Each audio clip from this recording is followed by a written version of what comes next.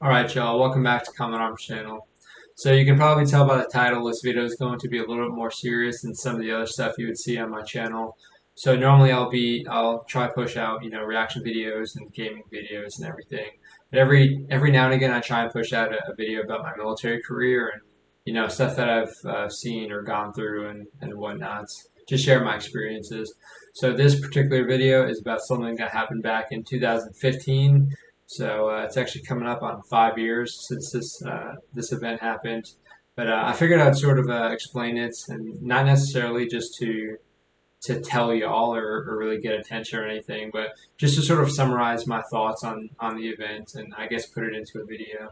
So I'll start off with a little bit of background for the situation. So I joined the Marine Corps in 2012, and I joined as an 0311, which is an infantry rifleman. Now I spent a couple years, doing like nuclear security. So I was part of the recapture tactics team down in Georgia, and I did that from 2013 to 2015, and then 2015 I moved to North Carolina to go and serve in the normal infantry, and I joined First Battalion, 8th Marines, which is an infantry unit over in Camp Lejeune, North Carolina.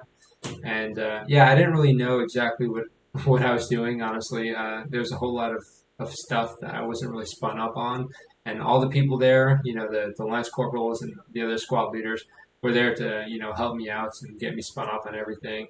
So I did have that help, but I did want to do some additional training just so I can sort of be like the subject matter expert at certain things. So I tried going to a bunch of schools while I was actually in North Carolina. Now, I tried attending the martial arts instructor course, or MAI, and I guess at some point my name wasn't put in for the course, so I didn't get to go. And I put in for pretty much everything. So I told my platoon sergeant, hey, if there's anything that comes up, just put me on it, and I'll go to that course because I want to be that subject matter expert at something. I want it to be something that people needed to come to for certain information. Someone that people can rely upon for certain things. Because again, I wasn't necessarily the most knowledgeable in that unit, especially being a pretty fresh corporal in the Marine Corps, just starting to do infantry stuff again. So I would say around late August 2015, my platoon sergeant actually came up to me and said we have an opening for a course. And this course was the Helicopter Rope Suspension Techniques course, or the Hurst Master course. And the only reason why I knew about this is because the squad leader that I was going to be replacing, he was leaving the unit soon. He actually went to Hurst Master School, so he was sort of telling me about it. And when my platoon sergeant said that they had an opening and that I could actually go, I was very excited.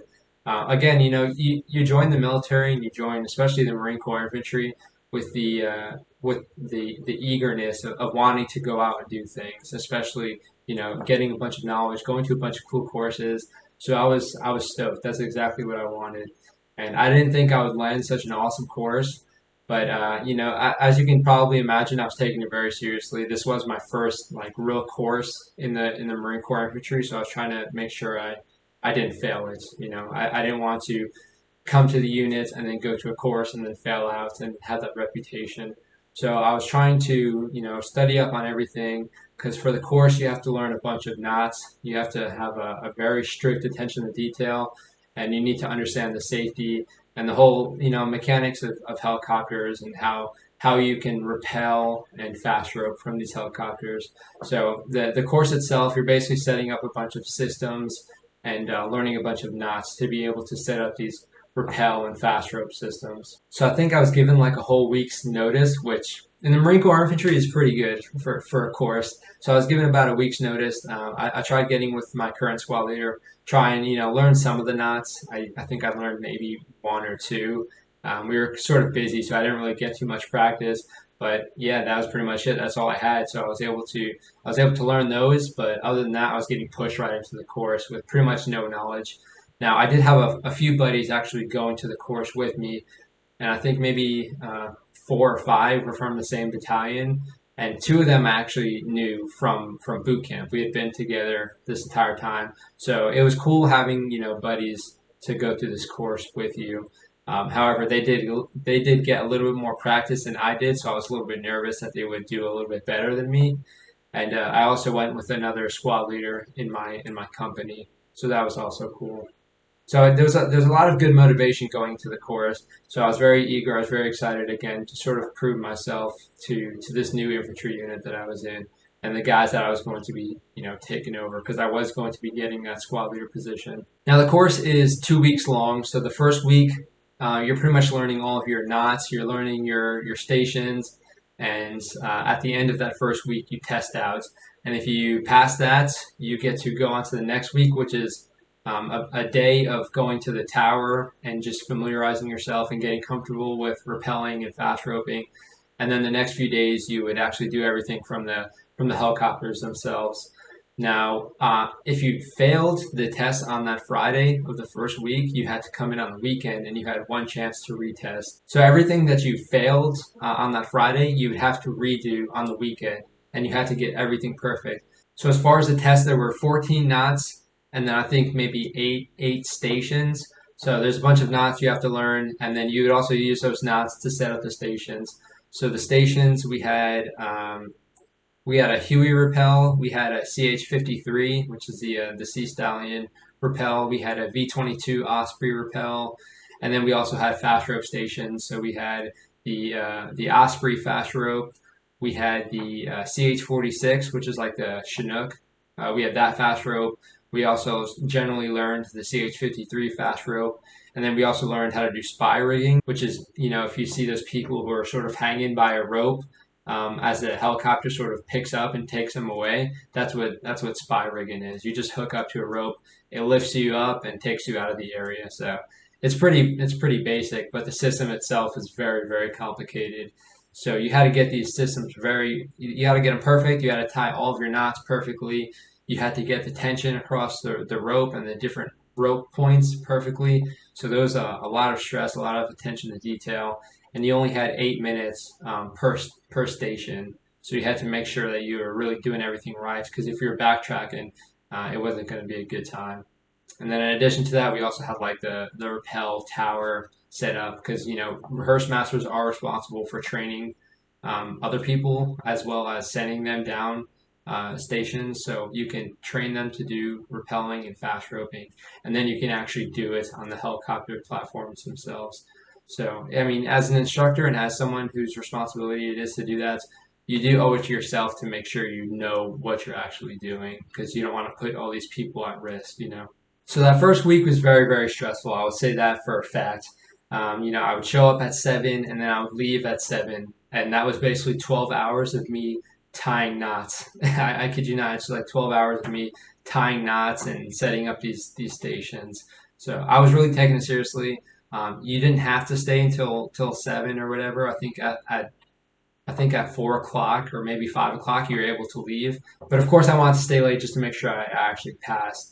So I was doing that. So it was getting pretty stressful. I actually have like nightmares about me tying knots, over and over again during that week, because that's what my entire focus was during that entire week and during that day, was just tying knots, making sure I did the knots correctly. So yeah, that was interesting, having nightmares about knots. So come test day, I'm a little bit stressed out. I think I had my knots down pretty well. You were timed for the knots as well, either 30 seconds, 45 seconds, or 60 seconds to tie, all these knots. So I felt pretty confident with those. But the stations, again, if you have to backtrack at all, you run out of time very quickly. So I was a little bit nervous on that because I was having some issues, especially with the rappel stations, making sure the tension was good across the rope. But come test day, I actually ended up going completely clean. I didn't have to retest anything, and that was a big surprise to me. And I think there was maybe one other person out of, I think maybe 20, 25, or 30 that were actually at the course. There was only one other person that went clean. So I don't know. I don't think they were being a little bit more lenient, because the grading has to be pretty strict because of what it actually entails. You need the safety to be there. I think maybe I just had my focus, and I just I was on a good groove that day. But yeah, I ended up going clean, and yeah, I didn't have to come in on the weekend, so I was very, very excited, because the next week we were going to be rappelling and fast roping down the tower and going onto the helicopters. So I was very excited about that, because when you think about joining the military, you think of like badasses doing like all this rappelling and fast roping. It looks really cool. And that was going to be my first chance to be able to do that. So again, I was very excited. Unfortunately, most of my friends didn't actually pass the testing. They went back and retested, and only two of, I would say maybe, there's probably five friends there. Only two of them actually ended up passing the testing, and then one of those two actually ended up getting dropped for like safety reasons later on. So that was a little disheartening, but I was very excited to move on to the actual helicopter portion of the course. So I had a good weekend, and they told us to come in Monday, and it was a very relaxed feeling coming in because one, I was done with the testing, but two, I get to do cool stuff, and in addition to that, they're like, don't wear your undershirts underneath your uniform. You can leave the top button undone. You can cuff your sleeves. You can unblouse your trousers. So I was like, wow, this is really cool. This is really chill and laid back. Of course, that was all for certain reasons, for safety reasons and whatnots. But it just felt very cool, very relaxed. Now, going up on the tower that Monday, I did forget I have a big fear of heights. So actually going to the rappel tower, it was kind of nerve wracking. You do rappel tower in boot camp, but you're sort of just forced to go through it. You don't even get a chance to really think about it too much. So, being the one who's responsible and someone who needs to be comfortable doing this, if I'm going to be, leading other Marines through this kind of stuff, it took me a while to get used to, I'll say that. But yeah, the rappelling was fun. It was raining a little bit, so that wasn't cool because it made the wall really slick. And I kept, hitting my like head into the wall because my feet would slip out. But a lot of people were doing that too, so it was okay. So that was a lot of fun. The fast roping was really fun. I think the tower was like 60 feet tall, so it was pretty high up there. But I think I got over my fear of heights during that week for sure. But yeah, after that, Tuesday was going to be our first helicopter like insert, I guess. So that was going to be the Osprey fast rope. So I was very excited because Ospreys are really cool. I mean, they just look super futuristic and whatnot. So that Tuesday after was when we actually started doing everything on the helos. So that was very fun, actually getting some inserts in that way. So Tuesday was going to be day and night fast rope from the Osprey, and then Wednesday was going to be day and night rappel from the CH-53. So I was very excited. Again, fast roping just looks super cool. So we come in Tuesday, with the fast roping, you have to set it up. You have to learn how to set it up. But for this, the instructors actually set it up for us, so that was pretty nice. We didn't have to worry about messing it up and having the instructors see. But yeah, we're doing the fast rope, and that was a bunch of fun because as a hearse master, you need to send people down the rope itself. So you actually lead them to the rope, make sure that they have a good grip of the rope, and then you send them down, get the next person, send them down. And then, of course, there's other students there that need to get their certification. So you would just go and do it while they actually lead you to the rope. So it was fun. I think I did maybe 10 or 15 fast ropes that day. And at night, it's pretty much the same thing. It's just you can't see as well, but it's definitely fun. It changes up as far as the signaling and whatnot for the hearse master. But yeah, it was so much fun. And unfortunately, I forgot to bring my helmet mounts for my GoPro that Tuesday, so I don't really have any good footage of me fast roping that day. And at night, you can't even use the GoPro because the GoPro has like a red light, and that might get confused with the chem lights that you actually use to signal. So we just weren't allowed to do it, which is basically just a safety thing. But yeah, that day was pretty fun. We got a lot of solid fast ropes in. Now we had to bring our kit as well because for the fast rope and the rappel, you have to do one rappel and one fast rope with all of your gear on at day and at night. And again, that's just for the certification, just to make sure that you know the ins and outs of doing fast roping and rappelling with all of your gear. But yeah, Tuesday went really well, and again, I was very excited because Wednesday was just going to be our rappelling. I think Thursday we were going to do a spy rig, and then Friday was like our graduation or whatever. So we come in Wednesday, so that was going to be our rappel from the CH-53, and again, I was very excited. Rappelling is a little bit sketchier just because you're not walking up to a rope and grabbing it. You have to, as a hearse master, you have to actually rig people in, so they'll have their harness. You have to rig them into the system itself with the rope and their carabiners. So it's a little more attention detail for the hearse master, but it's still a lot of fun doing rappelling from a helicopter. Now, backing up towards the ramp is really strange. You know, when you're hovering at 50, 60 feet, it's pretty weird for you to be walking backwards towards the open end of a helicopter. So that definitely took a while to get used to. My fear of heights came back a little bit during that, but again, you do sort of get over it. So again, we have to send a bunch of people down, and this time when you're sending people down the rappel, you have to go and watch them and actually make sure that they actually get to the ground okay. And then you also have two people underneath who are belaying. So if they let go of the rope, if their brake can slips, the people belaying can bring the rope together and sort of catch them so they're not just falling down to the ground. So you had the two belaymen downstairs, down under the helicopter, and you had two rope stations inside the CH-53. So I sent them down, and then I got to do all my rappels. So again, I think I did maybe like 10, 15 rappels that entire day, just because you have to get all these repetitions in. But yeah, the day portion went really well. It was pretty fun. This time I actually had my GoPro and my helmet mount, so I was able to get some good footage of that. So I'll put that up in the video every now and again. But then, so for the helicopter itself, you have to get a different one because it's hard to lock down a certain helicopter for several hours. So we had to get another helicopter to come in and do our night rappel. So I would say it was about maybe 8:30 when the next helicopter showed up, maybe 8 o'clock.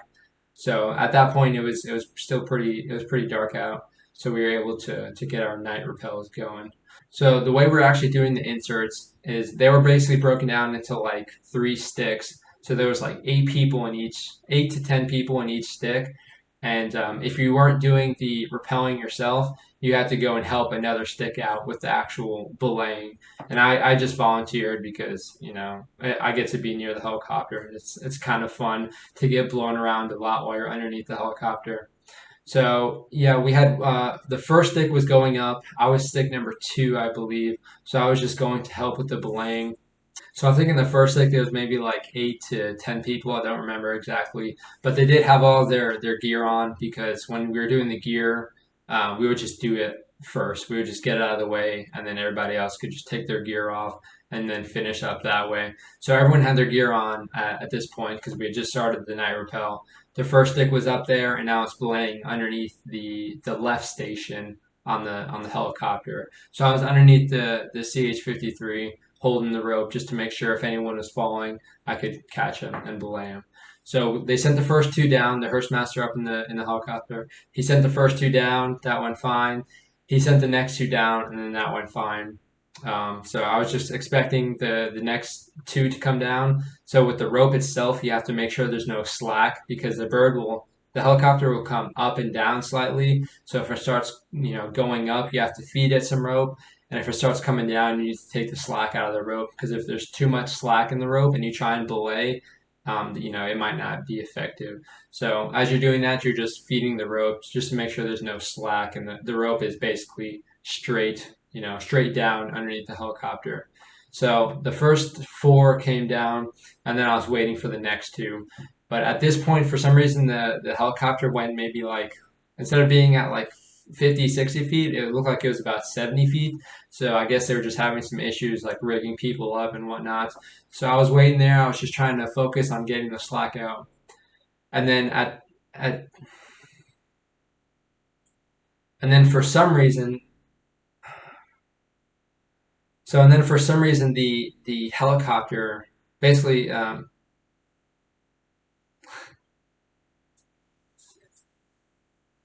so at this point, the helicopter was facing, away from me because I was towards the back end of the helicopter where the ramp is. So it was facing away from me, and then for some reason the bird drops maybe like 10 feet. So now it's probably at around 60, maybe 55 feet. So I'm trying to focus on getting the slack out, and then out of the blue, just completely randomly, the tail starts whipping to the left. So I was like, okay, that's kind of weird. And in conjunction with this happening, the helicopter was making like if you have a vacuum, but you start, maybe you get like a sock stuck in the vacuum, so it makes like a really loud whining noise. That's basically what the helicopter was doing. So I was kind of confused. I see the tail start whipping to the left. So I started, running with the helicopter because I thought the pilot was just, flipping the bird around because of like the headwinds. They said that might be something that they'll do. So I was running with it to try and, follow the tail that was whipping to the left. But I realized it was whipping a little bit faster than I could follow it, and it was probably whipping a little bit faster than the pilot would actually do it. So at this point, the tail is almost completely back around towards me, and I'm still trying to follow it. But at that point, I realized it wasn't the pilot doing that, to change the headwind or whatever. It was just falling out of the sky. So by the time I realized that, it had already whipped around past me once, and then the nose of the helicopter was already looking like down at me. At this point, it was probably at around maybe 30, 25 feet. It was falling really, really quickly. So, I let go of the rope, and luckily I didn't get caught up in it. It didn't really get like caught on my uniform. I didn't trip over it because, yeah, if I tripped over that rope, it would have been very, very bad. But again, I was basically looking at the nose of the helicopter when I started running away. And, when I was doing it, I had the thought immediately in my head, like, okay, I'm running extremely fast. I'll say I was running very fast. I didn't really know how fast I was running. But, in my mind, I was like, okay, I'm expecting a blade to hit me in the back at any point. At that point, I wasn't wearing my gear because I didn't have to wear my gear. I just had my helmet and my goggles on because there's a bunch of stuff getting kicked up. So I think I was running really really fast. But if that blade actually hit me, that would have been game over. Even if I had my gear on, it wouldn't have really helped me out. So yeah, as I started running away, I had that thought in my mind, like I'm sort of almost expecting this blade to hit me in the back. So if you ever played Call of Duty 4 Modern Warfare, there's a point in the mission. I know I'm getting off topic, but there's a point in the mission where you shoot a helicopter out of the sky, and it starts coming down. The blades start whipping the ground, and starts chopping it up. And the person running away from the helicopter isn't fast enough, and it kind of jacks up their leg. So that was literally what I was thinking in that moment was the blade coming down, chopping the ground, and then eventually reaching me because it was falling very quickly and it was spinning pretty erratically. So I think I was almost expecting it to land on top of me. So I would say I ran like 100, maybe like 100 feet in what felt like 2 seconds. And I don't know how fast I was actually running, but I don't remember even hearing anything. I just remember turning at some point where I think I generally felt safe enough that I was, not going to get hit by the helicopter. Where I turned around, I guess I knew I guess I heard it, hit the ground, but when I try and remember, I don't actually hear that. So I guess I knew, so I turned around, and again, the blades were actually chopping into the ground. Some of the blades actually ended up breaking off and getting like launched by the schoolhouse itself, because the landing zone that we were training on is like right next to the school building. So the blades ended up getting like broken off, some getting launched. So it's a good thing we didn't actually get hit by those blades itself. But yeah, I was just looking at it thinking, like what the heck? I didn't actually like say that. But now there was another Marine on the other rope station because he was belaying for the other rope. He actually ended up. I remember he ran, faster, or he ran a little bit earlier than I did because I guess he knew immediately that it was falling out of the sky, and I sort of just didn't expect it to be happening. So he was a little bit further than I was. But I remember us saying like at the exact same time, like, did that just happen? Because it's such a weird thing for you to see. The bird's just up in the sky, people are repelling from it, and then the next second, it's on the ground, and the blades are all broken off. The bird itself actually, or the helicopter itself actually broke in half because I guess when it hit and the blades were chopping, it rotated the front half of the helicopter while the tail basically snapped off. So it split in half at this point, and yeah, it just seemed like something from a movie. So we were like, did that just happen? And for me, what I was thinking was like, wow, that literally felt exactly like a movie. And you're not really thinking rationally at this point, but I don't know why. It's such a strange thing, but when I think about that, it just seems like it seems like exciting. It almost is like living through a movie. And I mean, it's weird to say, and it's kind of bad to say, but it seemed like so cool and exciting that this just happened. But the only reason why I was thinking that is because I was actually okay. I didn't get hit by the blade, and the thought of me running away and expecting the blade to hit me pretty much left immediately when I realized I was safe. And it's sort of weird how your thoughts will transition from, okay, I'm about to get hit by a helicopter, to, wow, that was pretty interesting to see.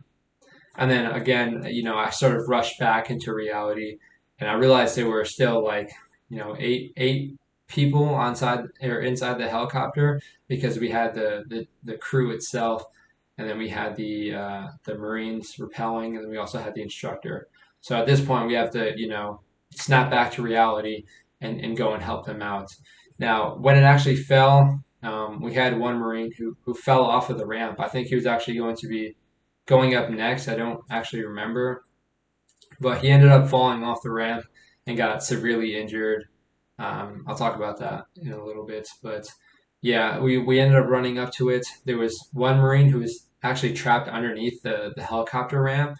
I don't know how that happened and how he was okay, but they tried lifting the helicopter itself, and getting him out of there. But I was trying to be careful approaching the helicopter because the blades, even though they were chopping the ground and they're all broken, they were still spinning a little bit. So I remember everyone yelling out, to watch out for the blades as we were approaching it and whatnot. But I only saw a couple people immediately when I got to the scene, I guess. So, we were trying to control everything. We're trying to start shuffling people to a certain area just to make sure that we had a good accountability of everyone. And then people started coming out of the back of it, which I really did not expect. Honestly, when you see something like that, you sort of expect everyone's side to just, die. And it's bad to say, but luckily the helicopter, they did the pilots did a pretty good job of landing it okay. So it didn't really spin too much. It didn't set on fire. And, there wasn't like a huge explosion, which I guess is due in parts to the pilots. And at the same time, it's also due in parts to, how high we actually were. So it was about 60 feet, but when the bird is spinning and crashing to the ground, that's pretty high up. But luckily, it didn't, set on fire or anything. So people started coming out of the back of it, and you could tell they were just completely dazed. They had no idea what just happened. So I was trying to, call out to them. I was going up to them like, "Hey, are you all right?" I'm trying to look around, make sure there's no obvious injuries. One of the instructors, his face got, beat up pretty badly. I guess he just ended up hitting it against the side of the helicopter, or the inside of the helicopter. Now, my buddy, the one buddy who actually made it this far on the course, he almost fell out of the helicopter, but another Marine actually ended up grabbing him and holding him inside as it was spinning. And that's just a really cool story that no one really heard. And it's kind of a shame, but yeah, I mean that it's pretty awesome that people will almost sacrifice their own safety just to make sure that others are okay. But I do remember that story. I learned that after the fact. But yeah, I was going up to everyone, trying to make sure they're okay. We started marshaling in an area just to get that accountability, and then we were also just trying to assess the injuries. So the pilots were kind of jacked up. We ended up moving them on a litter, and at this point the ambulance had been called, and they arrived. They arrived very very quickly. I would say they arrived in about 10 minutes, which kudos to them for that awesome reaction time. So we had the ambulance on scene really quickly. At this point, again, we are separating everyone, getting accountability. We didn't know where one person was, and that was Staff Sergeant Lewis. So he was the one who actually fell off of the ramp itself, and I don't know how far he actually fell, but yeah, he got messed up pretty badly. His legs were broken. He was having a lot of trouble breathing. His face was all cut up and whatnot. It wasn't good. Obviously, you can imagine falling out of a spinning helicopter is going to be pretty brutal. So we ended up finding him, and then we moved him, by the ambulance and whatnot. He was put inside one of the ambulance just to, get attention. But again, he was having a lot of trouble breathing and whatnot. He had a lot of injuries. So we did call in a medevac, and that was actually an Osprey. And that came maybe like 20 minutes later. It wasn't too quick, and I guess I can't really complain. I think 20 minutes is pretty decent response time. But yeah, myself and a few other Marines ended up taking his litter and moving it onto the Osprey, and yeah, he got medevac to the nearby hospital. Um, so at this point, we're trying to again just make sure everyone's okay.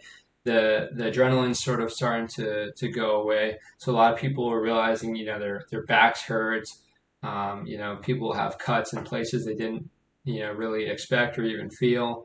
The pilots were pretty badly injured as far as like their backs and whatnots, but they were pretty okay. Again, we had that one instructor who was all cut up on the face, and then a lot of people actually ended up having broken backs, but they didn't really know, because of all the adrenaline. So it's pretty crazy to think that there were people walking around for like 30 minutes and then being forced to go to the hospital. And, again, they thought they were fine. And by the time they actually get to the hospital, they realized they had broken backs and whatnot. So I went with my buddy inside the one of the ambulance, and yeah, we found out he had some broken vertebrae, and I was just there. I didn't get injured or anything because again I wasn't inside the helicopter, so I was just trying to I guess tell everyone what I saw because being inside the helicopter they had almost no recollection of how everything went down. So I was trying to explain everything how I saw it, and yeah, we sort of started getting the story together that way. But it was still pretty hard for everyone to think about it because everyone was so shooken up. But I just remember walking around the hospital, because I was staying there with my buddy for a little bit. I remember walking around the hospital with my dirty uniform. I still had like my harness on, so I was walking around the hospital with dirty uniform, harness on. All these, like the civilians, because it was a civilian hospital, they're all like looking at us because we're all like beat up and whatnot, and we're all dirty. So they're very confused. And the word spread pretty quickly that there was a helicopter crash. So people were trying to help with that at the hospital. So that was pretty cool. I stayed there for a few hours, and then I guess at some point some higher ups had found out about this, and they were just trying to organize everything. And they actually ended up organizing a ride for myself and the other Marine who was belaying because we weren't injured. We were okay. So they're just going to get us and move us back to our houses. So that was pretty weird. I think it was like a lieutenant colonel giving us a ride, which is really strange that we were getting that sort of attention. But when they actually showed up with the van, we were asking because we were curious. Staff Sergeant Lewis, who fell out of the helicopter, he was actually in a different hospital because the hospital over on the base didn't have the right necessities that he actually needed. So we're asking like, did he get to the hospital okay? Like, how's he doing? And then I just remember them telling us that, they're like, he said flat out, I think it was like a major. He was like, sorry, but Staff Sergeant Lewis passed away at 22:22 or 10:22 p.m. And myself and the other Marine were just like so confused. We're like, you don't really expect someone to pass away like that. Again, we did get him the medevac. We knew how badly he was injured, so it was a very real possibility. But when someone actually flat out says it, it does leave you in a state of shock. So there was probably like a 10-second pause, and they didn't really say anything after that. They didn't really have to say anything, and then we were just quiet, and it was a really crappy feeling. But again, you can't expect that to be a possibility with an accident like that.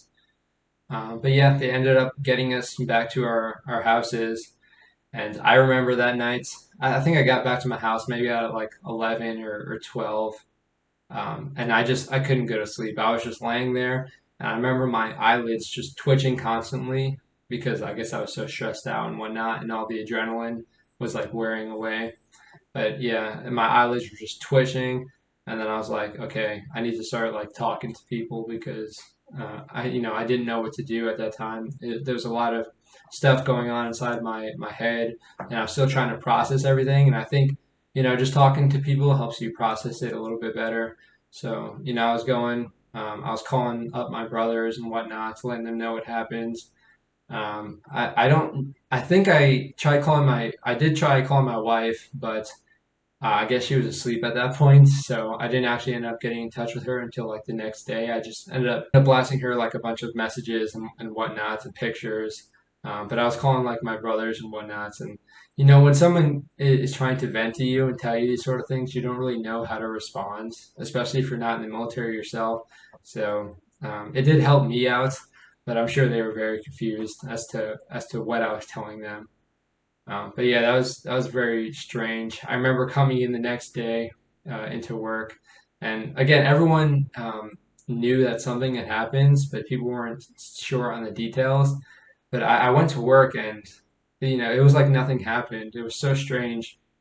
No one was like, no one was really asking about it because it was just an awkward thing to talk about and bring up. So, it's like people just joking around. You didn't get your certificates and whatnot because we didn't complete our night rappels. So we didn't get our Hearst Master certificate, which was, kind of like salt on the wound and a little bit disrespectful that, after all of that, after that entire ordeal, just because we didn't complete our night rappel, we didn't get our certificates.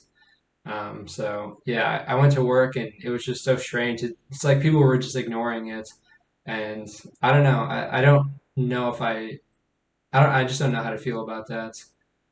Because again, I do think these things need to be known, especially when they're training accidents, and these things happen because someone potentially messed up with the maintenance or what have you. These things definitely need to be brought to light because Marines shouldn't be getting injured or dying because of training accidents like that. But yeah, I do. I remember I went through the footage of my rappelling and whatnot because I did have the footage from the day because I did have my GoPro on. But again, at night, we weren't allowed to have the GoPro. So, I didn't record any of the crash itself. I remember my platoon sergeant asking me, like, did you record the crash? And I think he was just interested in seeing it, um, which is, it's understandable. I would be interested in seeing it too. But yeah, I was like, no, I didn't record it. And I was kind of bummed out that I didn't get to document that at the very least. Um, but yeah, it was super strange to look at the footage. And I was looking at everyone sort of do like a before and after because I know how shooken up everyone was after the fact. And I was also looking for clips of Staff Sergeant Lewis. I wasn't as close to him as maybe a couple of other people were in the course. I did know he came from the same background as me and whatnot, and he was a cool guy. But yeah, it was really weird looking for pictures of him, sort of in his final moments, I guess. But I did find a lot of clips with him in it, and I actually compiled all those clips and sent it to his wife. I think maybe like 2 years after the fact, just because it was something that I was thinking about doing, but it just took me a while to, I guess, one, find who his wife was and find her on Facebook, but, compile all that and I guess have the courage to send it to her. And, you do want to give a little bit of time for people to mourn and decompress and whatnot before seeing like the footage of, their loved one in their final moments. So yeah, most of the clips were from like maybe 2.5 hours before the actual crash itself, maybe even like 3 hours, 4 hours before they passed away. So it does definitely mean a lot, and I can appreciate how someone would feel about that. So I was definitely glad I got that little clip compilation together and sent it out. So that was a little bit of closure for me. But again, it was a very weird thing to go and look at all this footage and know like 2 hours later that this incident would happen. Now, I did end up going back to the course to get my certificates because, you can imagine I wanted to do it. So they were saying I just needed to do my rappels or my nighttime rappels and I would get my certificates. So I went to the next course. A lot of the instructors were still there, which is admirable for sure after going through that. But I show up and then a hurricane starts rolling through and they cancel the helicopters. So we didn't get to do our nighttime rappel. So that ended up going to the next course. So this is my third attempt at trying to get my certificates, and I ended up getting it then. But I had to redo the tower. and everything, and the day portion, just because it had been like 3 months after, so we had to redo the recertify in the tower before we went to the helicopters. But it was definitely strange to see all the people that were involved in the crash. They were relatively healed up at this point, and they had the courage to go back and get their certificates. And a lot of these guys were on the helicopter when it crashed, so it definitely took a lot of courage for them to do that. But yeah, I remember, the helicopter. On the third attempt, the helicopter, he starts turning around because, again, at this point, he was adjusting for headwinds, and everyone got extremely uneasy at that point because, when you're in a helicopter that spins and crashes into the ground, you don't want to be in a helicopter that spins at all after that. So I remember that happening. Everyone was extremely tense at that point, but we ended up completing our rappels and our nighttime rappels, and I ended up getting my certificate, which was sort of like the another bit of closure. Actually getting my certificates and being with these individuals that were in this experience with me, and us going back and getting what we were deserved. But yeah, I do wear this bracelet for Staff Sergeant Lewis. Not only to commemorate him, but sort of to commemorate the events. You can see I have this tattoo as well. This is actually the military symbol for CH-53. But yeah, I sort of got these to, I guess, commemorate everything and just be a reminder of what happened that day. Because we did bond over that I guess traumatic experience, but it's definitely something that needs to be talked about. If not for venting, at least to remember what happened and who was actually affected that day. But I did end up getting the investigation. I put in Freedoms of Information Act request, which is something new to me. But I wanted to make sure I knew exactly what was told in the investigation, and I guess the fault of the helicopter was many really. They used the wrong grease. They weren't inspecting certain areas to the standards that they were supposed to be inspecting them. There was some wear and tear that they didn't actually catch. So what had happened with the tail end is there was a coupling that leads the tail rotor to the rest of the power system. So that coupling actually got jacked up, and the gears ended up slipping, and they couldn't go back into place, and the gears just ended up getting like sort of chewed up. So that coupling failed, and as a result, the tail power or the tail rotor lost power, and that's why the helicopter spun out of the air. So I found out that through an investigation. I think that was like 4 years after the fact, so maybe like a year ago I found that out. And yeah, it's kind of annoying that you have to go through all that just to find out what happens. But it is an investigation. It does take time, and they did do a very thorough investigation. So I can appreciate that they didn't take this situation lightly. But yeah, I only have a few pictures that were taken that day or after the incident itself. So I'll put those up right here.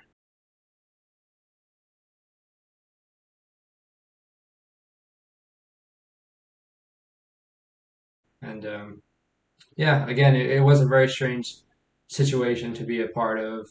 Um, but you do get to understand yourself a little bit better as far as how you would react to certain things. And again, I think I did pretty poorly initially with thinking that it was cool that that happened, or thinking like, wow, that looked like a movie. But regaining yourself and realizing that just happened in your real life, and now you need to start responding accordingly. Actually doing the medical treatment and whatnot. So it is interesting, and it does help you understand yourself, I guess. But yeah, that's pretty much my story. It's a pretty long video. Again, I want to make sure I give the background so you can better understand my feelings going into the course, and what I would be feeling after the fact. But yeah, that was the incident that happened on September 2nd, 2015. But if you've been through anything similar, not necessarily a helo crash, but any other traumatic events, Definitely let me know how this might relate in the comments section, or what you even think about this situation. Because again, it sort of helps us not necessarily vent. It doesn't need to be venting, but it does help us understand how we would react in certain situations if we can sort of compare it, or read about how other people reacted in certain situations. But yeah, that is it for this video. So we'll see y'all in the next one.